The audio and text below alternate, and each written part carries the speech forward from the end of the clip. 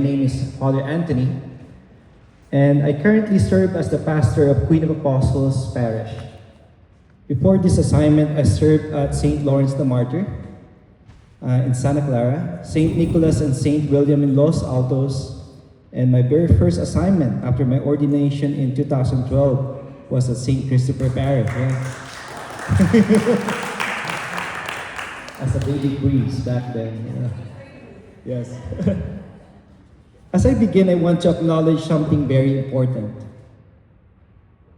This is not simply my story. It is God's story. God is the one who calls. God is the one who invites us to follow Him. In the Gospel, Jesus says to His disciples, "Come, follow me." My vocation is simply my response to that invitation. I grew up in a simple but deeply prayerful family. I'm one of 6 children, 4 brothers and 1 sister, and I am the 5th. My parents owned a small business and worked hard to provide for our family. But the greatest gift they gave us was not material. It was faith.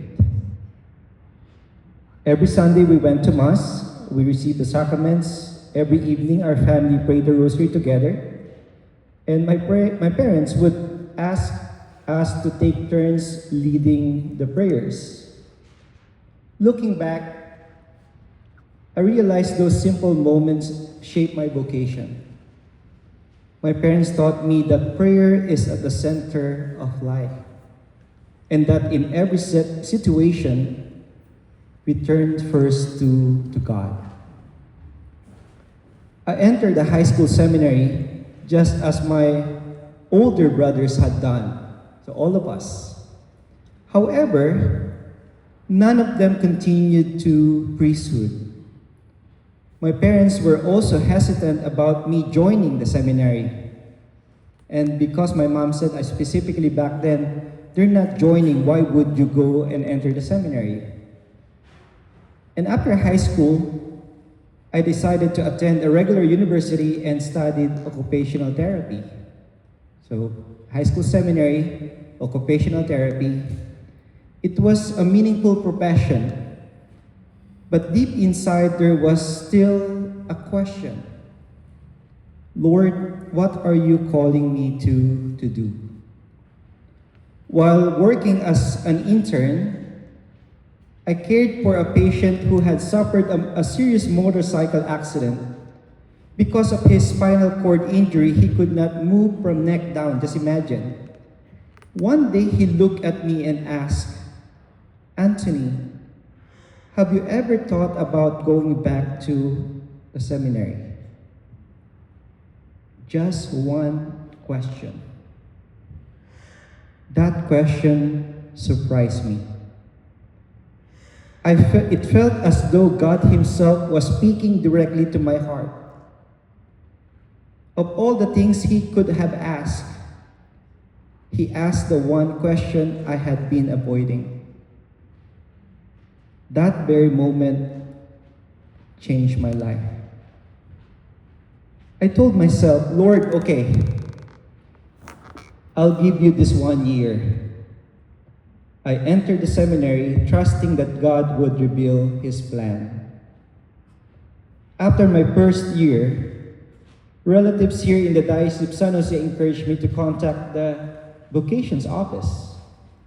I sent an email, honestly not expecting much. But within 24 hours, Father Mark Catalana, the vocation director back then, the late Father Mark Catalana, responded and asked me to share my story. After several conversations and interviews, I was invited to begin my studies at St. Patrick's Seminary, so I came to California directly from the Philippines. But even then, I continued to discern. After 2 years, I asked God, why am I here? What is my mission? Maybe it was homesickness back then. I could always return to the Philippines and become a priest there. The answer became clearer during my pastoral year. As I met families, visited the sick with the priests back then, celebrated with people in moments of joy, and accompanied them in times of suffering, I began to realize something. These were no longer just the people I served. They became my family.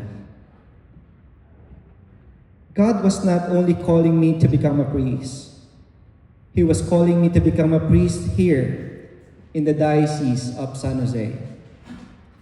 On June 2nd, 2012, Bishop Patrick McGraw ordained me to the Sacred Order of Priesthood 14 years ago. Looking back, I can see God's hand throughout my journey, in my family's prayers, in one of my patients' unexpected question, in a simple email, and in the people God placed along my path. God rarely reveals the entire journey all at once. He simply gives us the grace to take the next step. Perhaps God is not calling everyone here to the priesthood or religious life, but He is calling every one of us to something. The question is, are we listening? When we remain close to God through prayer, the sacraments, and trust, He will lead us where we are meant to be. My mantra is He would put us in a place where He needed us the most. So when people ask me about my vocation story, I tell them, it's not really my story. It is the story of a God who never stopped calling. And of one person who step by step learned to say yes. Thank you, and thank you for inviting me to share my God's story. Thank you.